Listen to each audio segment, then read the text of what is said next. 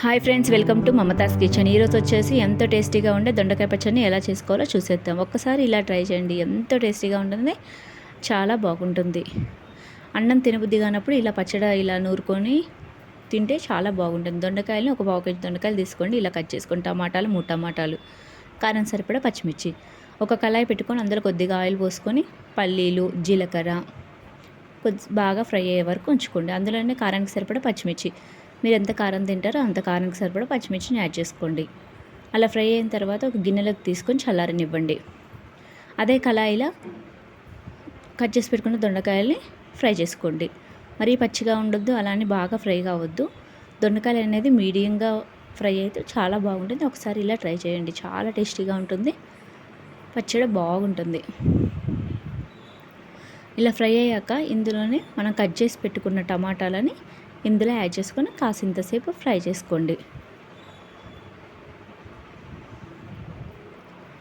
అందులో కొంచెం చింతపండు యాడ్ చేసుకోండి. ఎలాగో టమాటాలు యాడ్ చేసుకుంటాం కాబట్టి మనం చింతపండు అనేది కొంచెం యాడ్ చేసుకుంటే సరిపోతుంది. పులుపు ఎలాగో టమాటాలు వేసుకోవడం వల్ల పులుపునే ఉంటుంది, చూసి వేసుకోండి. అందులో పసుపు, సాల్ట్, మీకు టేస్ట్కి సరిపడా సాల్ట్ యాడ్ చేసుకొని కాసింతసేపు టమాటాలు అనేది సాఫ్ట్గా అయ్యే వరకు కుక్ చేసుకోండి. అది బాగా చల్లారిపోయిన తర్వాత ఇలా ఫ్రై అయిన తర్వాత చల్లారనివ్వాలి.